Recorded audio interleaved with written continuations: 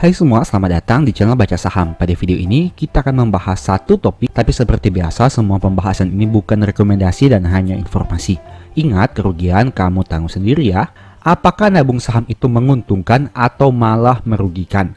Kita akan mengambil contoh dari berbagai kondisi agar memiliki persepsi yang luas. Jika kamu sudah masuk market minimal 5 tahun, maka kamu pasti ingat bahwa dulu sempat ada slogan "Yuk Nabung Saham". Slogan itu dibuat tentu dengan maksud agar instrumen saham menjadi lebih bersahabat dan tidak menjadi menyeramkan seperti yang dulunya sering dibicarakan banyak orang. Nah, pertanyaannya, apakah metode ini masih efektif dilakukan dan apakah bisa memberikan keuntungan yang menarik kepada pemegang sahamnya? Saat ini saya akan gunakan contoh saham UNVR. Kenapa UNVR? Karena harga sahamnya terus turun dalam beberapa tahun terakhir. Jika saya pakai saham yang harganya lagi naik, mungkin sudah biasa. Dan tentu, metode nabung saham ini akan terlihat sangat baik karena memberikan capital gain yang besar. Tapi bagaimana misalnya, kamu nabung saham pada saham yang harganya terus turun dalam beberapa tahun ini? Apakah metode nabung saham ini masih menarik? Inilah alasannya kenapa saya sengaja menggunakan contoh saham yang harganya sedang turun dan bukan naik. Pertama, UNVR dalam 10 tahun terakhir sudah membagikan total dividen per share sekitar 1.698 per lembar saham. Dividen per share terbesar dibagi pada tahun 2019 dengan jumlah 241, sedangkan dividen per share terkecil dibagi pada tahun 2023 dengan jumlah 134. Oh iya, mohon cek lagi kebenaran data ini untuk menghindari adanya kesalahan pengetikan atau pengambilan data. Kedua, harga saham UNVR memang cenderung turun terus dalam beberapa tahun terakhir. UNVR pernah berada di harga tertinggi pada tahun 2018 dengan nominal 11.600 dan harga terendahnya di tahun 2022 dengan nominal 3.280. Jika membandingkan dua harga ini, berarti UNVR sempat turun hingga 71% dari harga tertingginya ke harga terendahnya. Penurunan yang sangat signifikan untuk saham sekelas UNVR. Ketiga, kita asumsikan saja harga beli untuk nabung saham adalah harga rata-rata setiap tahunnya. Jadi, kita tidak gunakan harga tertingginya dan tidak juga gunakan harga terendahnya. Menurut saya asumsi ini fair karena harga saham yang kita gunakan adalah realistis. Tidak terlalu optimis dengan mengambil harga terendah dan tidak juga terlalu pesimis dengan mengambil harga tertingginya. Itu artinya harga rata-rata tertinggi kita berada pada tahun 2018 sebesar 9.688 dan harga rata-rata terendah di tahun 2023 sebesar 4.190. Nah, dengan kondisi ini berarti harga rata-rata tertinggi yang pernah kita beli seperti yang sudah saya bahas tadi 9.688 dan harga terendahnya 4.190. Jarak kedua harga tersebut sangat jauh, bahkan turun hingga 50%. Dari 9.600-an turun menjadi 4.100-an. Tapi apabila diambil rata-rata dalam 10 tahun terakhir, berarti harga beli rata-rata selama 10 tahun ini sekitar 7.178. Jika kamu mengambil rata-rata dari harga beli di tahun 2014 hingga 2023. Dengan data tadi, mari kita lihat sekarang. Apabila memperhitungkan dividen yang diterima dalam 10 tahun terakhir sebesar 1.698, maka seperti apa kondisi portofolio saat ini? Nah, dengan kondisi itu, dana kita masih dalam bentuk saham sebenarnya tersisa 5.480. Kenapa? Karena harga rata-rata pembelian kita 7.178. Dikurangi total dividen yang sudah kita terima, berarti dana yang belum balik modal sekitar 5.480. Apabila dibandingkan dengan harga saat video ini dibuat dengan angka 2.380, artinya kita masih floating loss 56% atau turun Rp3.100 per lembar sahamnya. Bagaimana jika tidak memperhitungkan dividen? Berarti floating loss yang kita alami menjadi 66% atau secara nominal harga sahamnya turun 4.798 dari harga rata-rata pembelian kita jika dibandingkan dengan harga saat video ini dibuat. Di sini kamu bisa lihat bahwa UNVR sebenarnya memiliki dividen yield yang tidak terlalu menarik karena penurunannya tidak terlalu signifikan. Meski begitu, setidaknya floating loss yang dimiliki berkurang sekitar 10%. atau secara nominal berkurang sekitar 1.698 yang merupakan total dividen per share selama 10 tahun terakhir. Lalu bagaimana? Pada intinya tetap masih floating loss sangat besar kan? Ya, memang seperti itu. Karena pada awalnya kita menggunakan saham yang harganya turun signifikan. Meski begitu, ada sedikit harapan yang bisa kita lihat dari saham yang turun signifikan ini. Dengan menggunakan simulasi tadi, floating loss secara nominal adalah sekitar 3.100-an dengan kita mempertimbangkan dividennya. Apabila mengasumsikan dividen per share UNVR di masa depan sama dengan 10 tahun terakhir, artinya dana kamu baru bisa balik modal dalam 20 tahun ke depan, di mana total dividen per share yang diterima sekitar 3.398. Angka ini kita bandingkan dengan floating loss secara nominal yaitu 3.100. Tapi ingat, ini dengan asumsi kalau kita gunakan dividen 10 tahun ke depan sama dengan dividen 10 tahun terakhir. Dan apabila kita menggunakan harga saham dengan angka yang sama yaitu 2.380 dan harga rata-rata pembelian 7.178. 20 tahun tentu terasa sangat lama hanya untuk balik modal. Tapi ingat, perhitungan ini belum melihat dari sisi potensi kenaikan harga saham dan kinerja keuangan di masa depan. Apabila nanti harga saham dan laba UNVR naik, durasi 20 tahun itu akan menjadi lebih pendek. Tapi ingat, begitu juga sebaliknya. Jadi, kamu di sini harus mempertimbangkan potensi maupun risiko yang bisa terjadi di masa depan. Yang mau saya garis bawahi di sini adalah, sekalipun kamu beli saham yang sedang downtrend besar, metode nabung saham ini sebenarnya masih cukup membantu di masa depan. Karena kita memanfaatkan harga rata-rata pembelian dan dividen per share yang diterima setiap tahunnya. Dua komponen ini yang menjadi faktor penentu berhasil tidaknya kamu nabung saham atau tidak. Untuk membuat kamu balik modal di saham downtrend memang butuh waktu yang panjang. Tapi hal itu masih lebih baik dibandingkan tidak balik modal sama sekali. Maksud saya di sini adalah metode nabung saham ini membantu mengurangi potensi resiko yang bisa terjadi di kemudian hari. Meskipun resiko itu tidak bisa dihilangkan. Dengan menggunakan contoh UNVR, kamu bisa lihat bahwa sekalipun harga sahamnya sudah turun di atas 50%, tapi setidaknya masih ada sedikit harapan bagi yang ingin hold saham ini dalam jangka panjang. UNVR sebenarnya tidak pernah masuk kriteria saya saat memilih saham yang akan ditabung dalam jangka panjang. Kamu bisa lihat buktinya dari video-video yang ada di channel Baca Saham yang membahas tentang nabung saham. Mungkin saya sangat jarang sekali bahas saham ini. Tapi di video ini yang mau saya perlihatkan adalah betapa berpengaruhnya konsistensi dan pertumbuhan kinerja perusahaan di masa depan. Sekalipun harga sahamnya turun signifikan, apabila perusahaan mampu meningkatkan kinerja dan membagi dividen yang lebih besar, sebenarnya potensi kerugian bisa diperkecil. Tapi ingat, hal ini hanya berlaku untuk kondisi dalam jangka panjang dan perusahaan besar yang rutin bagi dividen. Kalau kamu sering mengikuti channel Baca Saham, kamu mungkin tahu bahwa untuk nabung saham, saya lebih banyak bahas tentang saham Big Banks dan tambang batubara. Sebagai contoh, ini merupakan salah satu cuplikan di video nabung saham di mana saya mengambil contoh saham BMRI. Untuk thumbnailnya, kamu bisa lihat pada tampilan berikut ini dan silahkan nonton saja untuk mengetahui informasi pastinya. Di sini merupakan tampilan di mana saya mempromosikan proyeksi growth konsisten BMRI dengan realita yang terjadi, di mana kita gunakan data dari tahun 2003 hingga tahun 2023. Kamu bisa lihat sendiri proyeksi yang saya buat seperti apa dan realita yang terjadi seperti apa. BMRI juga menjadi saham yang dijadikan contoh di e-book strategi nabung saham. Saat e-book itu ditulis, harga saham BMRI masih sekitar 3 ribuan rupiah, tapi kini sudah berada di angka 6 ribu hingga 7 ribuan rupiah. Itu artinya dari sisi capital gain sudah naik hingga 100%. Tidak hanya sampai di situ, BMRI juga mencetak kenaikan laba yang konsisten sehingga dividen per share-nya tumbuh signifikan. Di tahun 2020 saat e-book strategi nabung saham ini ditulis, saya proyeksikan laba BMRI di tahun 2023 hanya 26 triliun, tapi kenyataannya bisa menjadi 55 triliun.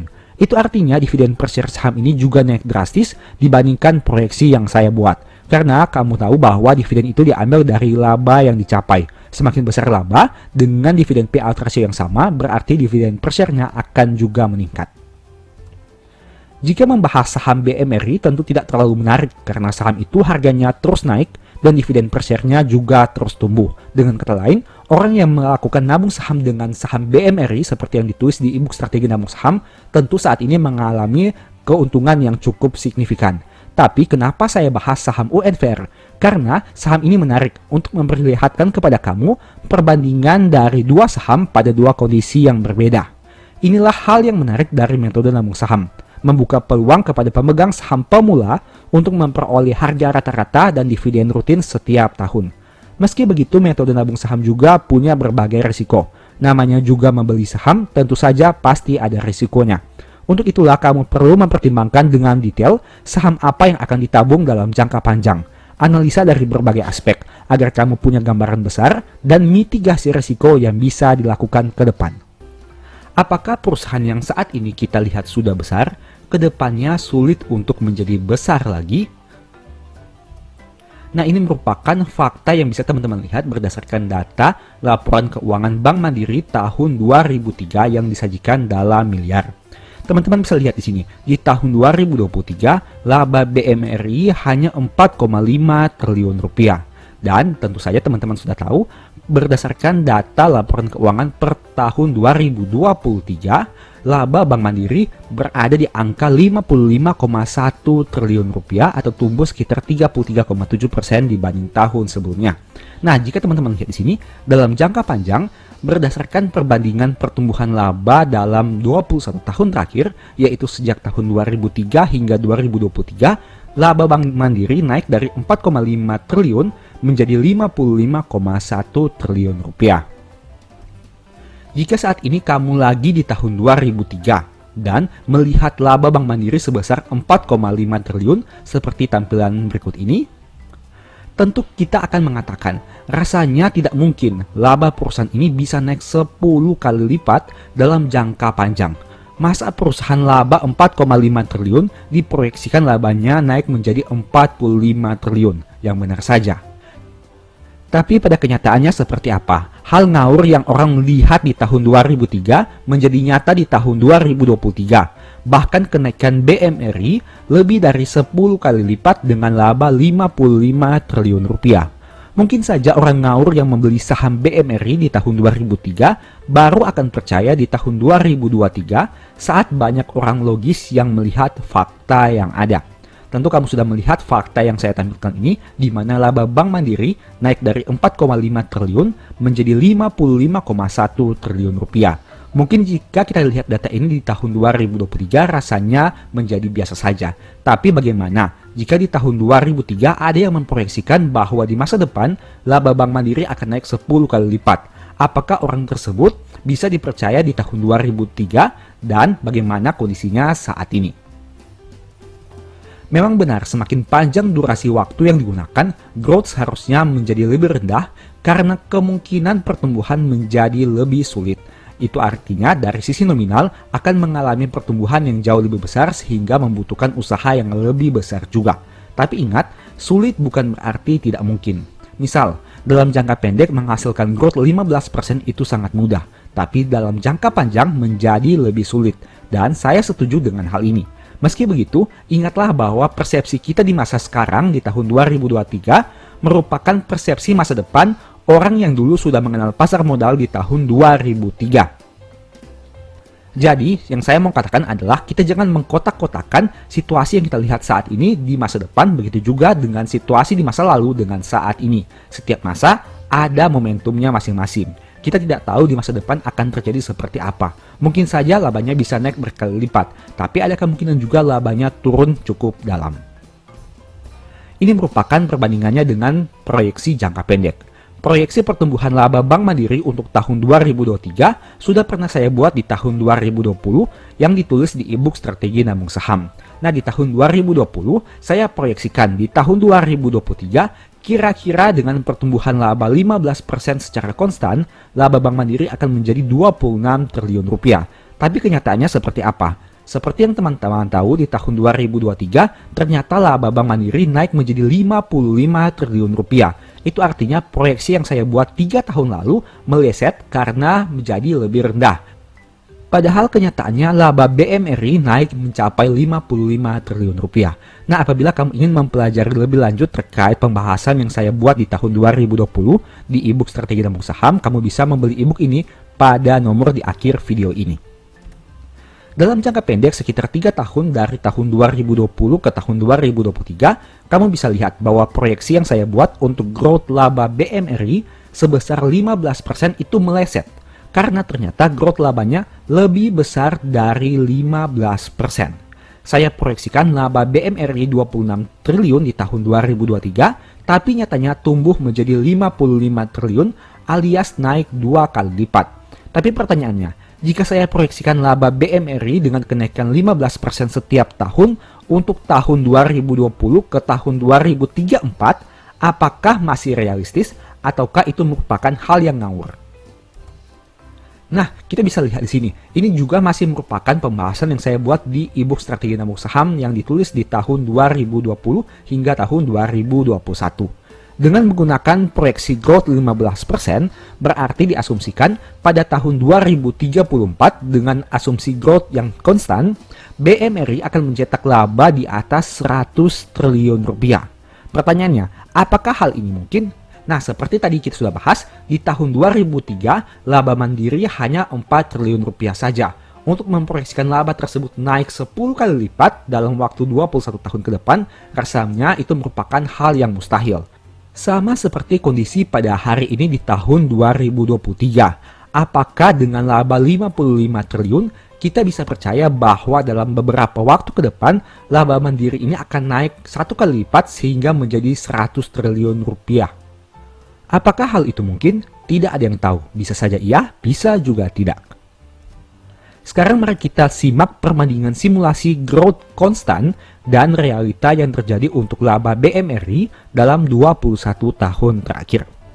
Nah, ini merupakan proyeksi yang kita buat. Misalnya, kita berada di tahun 2003 dengan laba 4,5 triliun. Jika kita menggunakan growth konstan sebesar 15% setiap tahunnya, maka di tahun 2023, proyeksi laba BMRI akan menjadi 74,9 triliun rupiah. Bagaimana realitanya? Dengan laba realita di tahun 2023 sekitar 50-an triliun, itu artinya sebenarnya growth laba BMRI hanya sebesar 13,2% apabila kita tarik mundur sejak tahun 2003 sampai tahun 2023. Nah, itu artinya terdapat selisih dengan nominal yang tidak terlalu besar. Dalam jangka panjang, 21 tahun misalnya, growth Mandiri memang tidak 15%, tapi hanya sekitar 13,2% saja. Meskipun begitu, selisih growth proyeksi dan realita sebenarnya tidak berbeda terlalu jauh. Tapi kembali lagi, kamu ada di posisi mana saat melihat ini? Apakah di masa sekarang atau di masa lalu? Jika kamu melihat di masa lalu, mungkin akan terasa sangat mustahil untuk mengalami peningkatan laba yang sangat signifikan. Tapi apabila kamu melihat hal ini di masa sekarang, mungkin kamu melihat untuk proyeksi dalam waktu 21 tahun yang lalu rasanya menjadi masuk akal. Itu merupakan perbedaan persepsi dari sudut pandang kamu melihat hal ini. Kesimpulannya, yang pertama, dividen yang dibagi berasal dari laba. Jadi, jika berharap dividen lebih besar atau bisa dividen investing, berarti kamu harus berharap perusahaan hasilkan laba lebih banyak. Kedua, pertumbuhan laba memang tidak konstan setiap tahun. Tapi apabila kita mengambil data berdasarkan historical, proyeksinya menjadi sedikit akurat. Yang ketiga, jika saat ini kita melihat laba perusahaan besar 21 tahun yang lalu, kita akan mengatakan laba tersebut kecil. Tapi mereka yang hidup 21 tahun yang lalu dan mendengar proyeksi laba 21 tahun ke depan, akan banyak yang berpikir hal itu tidak masuk akal. Dan yang keempat, tidak ada yang bisa menebak masa depan. Yang bisa kita lakukan hanya proyeksi. Apakah proyeksi itu tepat? Tidak ada yang tahu. Bisa iya, bisa juga tidak. Pasar modal penuh dengan ketidakpastian. Jangan pernah percaya 100% kepada siapapun termasuk kepada saya. Proyeksi yang saya buat bisa benar, tapi bisa juga salah. Kalau kamu ikuti silakan, kalau tidak juga tidak apa-apa. Karena kamu beli saham dengan uang kamu sendiri. Kalau profit nikmati sendiri, kalau rugi juga kamu tanggung sendiri. Setidaknya dengan video ini kamu punya sedikit referensi untuk cara berpikir dalam jangka panjang. Jangan hanya lihat donat dari lubangnya, tapi lihat donat dari rotinya. Meski begitu, ingatlah bahwa laba perusahaan tidak selalu tumbuh dan bisa saja terjadi penurunan. Jadi kalau kamu siap untuk pertumbuhan laba, kamu juga harus siap jika laba perusahaan berkurang. Oleh karena itu, selalu kenali risikomu dulu sebelum membeli saham. Di video ini kita hanya fokus bahas soal laba dan dividen serta tidak bahas capital gain. Apabila kamu mau masukkan unsur capital gain, coba bisa buat simulasimu sendiri. Mungkin hasilnya akan lebih luar biasa. Semangat untuk terus belajar. Tidak ada orang yang terlalu pintar dan tidak ada orang yang terlalu bodoh. Jangan menyerah. Selagi berusaha, pasti ada jalan. Sebagai informasi, kalau kamu mau mempelajari berbagai teknik tentang stock for living, baik dalam bentuk dividen maupun capital gain, mungkin ebook ini bisa menjadi referensi. Untuk pembeliannya, silahkan chat pada nomor WA di akhir video. Pada video ini, saya tidak akan mengulangi pembahasan tadi karena sudah sangat jelas. Tapi saat ini saya mau membahas dari sudut pandang yang berbeda, yaitu saham seperti apa yang boleh di-hold saat harganya turun, dan saham seperti apa yang sebaiknya kita cut loss saat harganya turun. Saya akan menggunakan contoh kasus agar kamu lebih mudah memahaminya. Tapi ingat, semua nama saham yang disebutkan bukan rekomendasi. Saya tidak pernah mengatakan saham tersebut bagus atau jelek karena kamulah yang harus menentukan secara pribadi. Jadi, saham yang disebutkan hanya sebagai contoh saja.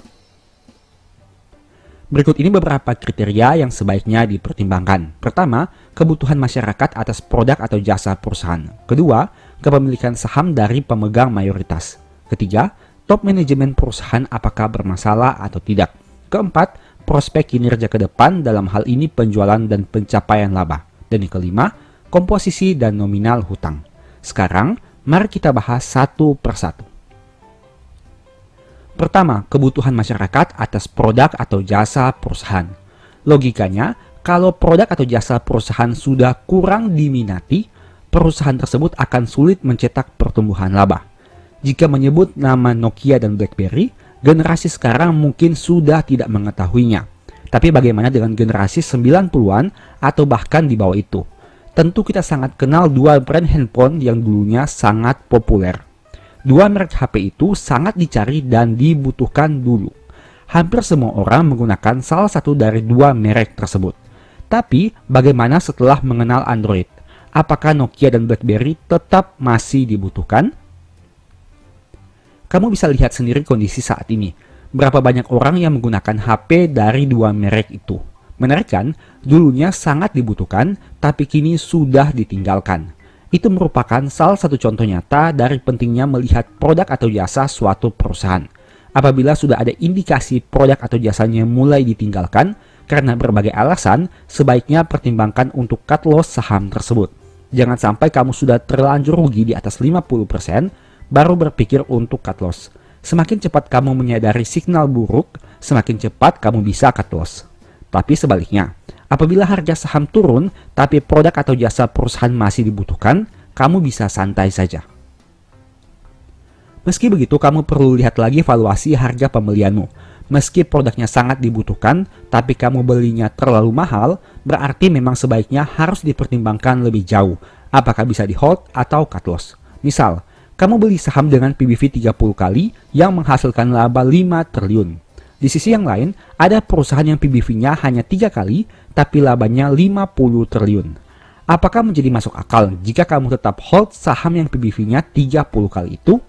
Artinya, kamu beli saham 30 kali lipat lebih mahal dari modalnya, hanya untuk perusahaan yang bisa menghasilkan laba 5 triliun.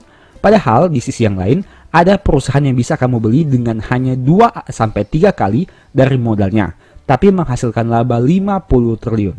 Logikanya sederhana saja kan? Kedua, kepemilikan saham dari pemegang mayoritas. Saya punya satu pertanyaan sederhana. Katakanlah kamu seorang penjual bakso yang punya warung bakso. Kalau warung bakso kamu itu bagus, menghasilkan keuntungan yang terus bertambah setiap tahun, banyak pelanggan, hutang usahanya masih bisa dibayarkan dengan lancar, baksomu terkenal di mana-mana, pertanyaannya, apakah kamu mau jual kepemilikan saham kamu atas bisnis bakso itu? Logikanya, kalau kamu tahu usaha itu menguntungkan dan punya prospek yang bagus ke depan, kenapa harus dijual? Analogi itu bisa kita kaitkan dengan jual beli saham. Pemegang saham mayoritas yang tahu perusahaannya bagus, punya prospek yang cerah, mampu membayar hutang tepat waktu, produk atau jasanya terkenal, dan lain-lain. tentu saja mereka tidak akan menjual saham miliknya secara mayoritas. Kalaupun dijual sedikit, total kepemilikan owner akan tetap lebih besar dibanding kepemilikan di masyarakat. Inilah salah satu tolak ukur yang bisa kamu gunakan. Apabila pemegang saham mayoritas dari saham yang kamu punya jual sahamnya hingga menjadi minoritas, sebaiknya pertimbangkan lagi untuk cut loss saham tersebut. Mereka saja yang tahu seluk-beluk saham itu mau jual sahamnya. Masakan kamu yang hanya penonton dari luar berani hold saham itu. Poin ketiga, top manajemen perusahaan bermasalah. Kalau kamu punya perusahaan, maukah kamu pekerjakan orang yang bermasalah sebagai bos di perusahaan itu? Tentu tidak kan? Dirinya saja bermasalah, bagaimana dia mau pimpin sebuah perusahaan? Logika sederhana itu bisa kamu gunakan saat menganalisa saham. Lihat saja track record direksi dan komisaris perusahaan. Apakah ada yang pernah terlibat kasus atau tidak? Di zaman sekarang ini, informasi sudah bisa ditemukan dari berbagai sumber. Kamu bisa mencari di Google dengan mengetik nama direksi atau komisaris, dan berbagai informasi akan disajikan kepada kamu. Kalau direksi atau komisaris perusahaan sudah diyakini terlibat suatu kasus, sebaiknya pertimbangkan lagi saham tersebut. Mungkin lebih aman kamu segera cut loss dan menderita kerugian, dibanding memutuskan terus hold saham itu tapi tidak tahu kedepannya akan seperti apa. Kamu bisa cari di Google tentang beberapa saham yang dulunya top manajemen perusahaan itu sempat bermasalah. Bagaimana nasib saham-saham itu sekarang? Adakah yang harga sahamnya terus naik secara konsisten? Ataukah hanya menjadi saham dengan fluktuasi naik turun yang sangat tinggi? Silahkan buktikan sendiri dengan melihat realita yang terjadi di bursa. Keempat, prospek kinerja ke depan dalam hal ini penjualan dan pencapaian laba. Perusahaan akan bisa bertahan kalau dia mampu menghasilkan laba. Tapi, perusahaan baru bisa maju jika dia mampu meningkatkan laba. Dua hal ini serupa tapi tidak sama. Perusahaan yang mampu hasilkan laba itu bagus. Tapi, perusahaan yang mampu meningkatkan labanya itu lebih bagus. Meski begitu harus ingat, laba itu berasal dari penjualan produk atau jasa. Jadi, yang lebih dahulu harus kamu cek adalah apakah penjualan produk atau jasa perusahaan itu bisa tumbuh setiap tahun atau tidak. Jika penjualan dan laba perusahaan terus tumbuh, itu bagus. Tapi, jika penjualan dan laba perusahaan terus turun, itu bahaya. Kamu bisa menemukan berbagai karakteristik perusahaan di bursa. Ada yang penjualan dan labanya terus naik. Ada yang penjualan dan labanya terus turun. Ada juga yang penjualan dan labanya naik turun. Jika saham yang kamu beli punya penjualan dan laba yang terus naik, santai saja. Jika saham yang kamu beli punya penjualan dan laba yang terus turun, pertimbangkan untuk cut loss. Jika saham yang kamu beli punya penjualan yang naik tapi labanya turun, silahkan cek lagi di laporan keuangannya sebelum memutuskan hold atau cut loss. Ada beberapa perusahaan yang penjualannya naik tapi labanya malah berkurang. Itu bisa disebabkan oleh banyak faktor seperti biaya pokok penjualan yang naik, biaya operasional yang naik drastis, ada kerugian selisih kurs, ada biaya lainnya, dan masih banyak lagi. Yang jelas, kamu perlu cari tahu lebih jauh lagi di laporan keuangan perusahaan. Apakah hal itu bersifat permanen atau hanya sementara saja? Jika permanen, pertimbangkan untuk cut loss secepat mungkin. Jika hanya sementara, kamu bisa hold dulu sambil menunggu kinerja terbarunya. Menurut saya pribadi, laba merupakan satu komponen terpenting di laporan keuangan. Sebagus apapun kinerja dan laporan keuangannya, tapi mereka tidak mampu cetak laba, menurut saya itu tidak ada artinya. Labalah yang akan membuat ekuitas perusahaan terus bertambah. Laba yang menyebabkan perusahaan bisa membagi dividen lebih besar di masa depan. Laba menjadi salah satu faktor yang membuat perusahaan bisa bayar hutang dengan lancar dan tepat waktu. Laba yang menjadi salah satu daya tarik orang ingin membeli saham tersebut. Dan masih banyak lagi manfaat dari laba yang bisa kamu analisa. Poin kelima, komposisi dan nominal hutang. Menurut saya pribadi, semakin besar hutang yang dimiliki membuat risiko perusahaan itu menjadi semakin besar juga. Kamu pilih mana? Meminjamkan uang 100 juta kepada orang yang punya aset 10 juta atau meminjamkan uang 100 juta kepada orang yang punya aset 1 miliar. Logika sederhana itu bisa kamu gunakan untuk analisa saham. Meski tidak menjamin, tapi masih lebih aman jika perusahaan punya komposisi dan nominal hutang yang lebih kecil dari ekuitas yang mereka miliki. Dalam hal ini kamu bisa melihat rasio DER perusahaan. Semakin besar rasio ini berarti komponen hutang terhadap modal perusahaan menjadi lebih besar. Ada dua hal sederhana yang bisa kamu perhatikan, yaitu yang pertama, cek apakah total hutang lebih besar dari modal perusahaan. Dalam hal ini berarti rasio DER di atas 100%. Kedua, apabila DER di atas 100%, cek lagi, apakah rasio DER dari waktu ke waktu terus naik atau tidak. Jika saham yang kamu beli punya rasio DER di atas 100 dan selama bertahun-tahun nominalnya terus naik, sebaiknya pertimbangkan untuk cut loss. Apalagi jika ternyata laba mereka mengalami penurunan atau bahkan merugi. Hal sebaliknya bisa kamu lakukan untuk saham yang punya rasio DER di bawah 100 dengan nominal yang wajar dan mampu menghasilkan pertumbuhan laba.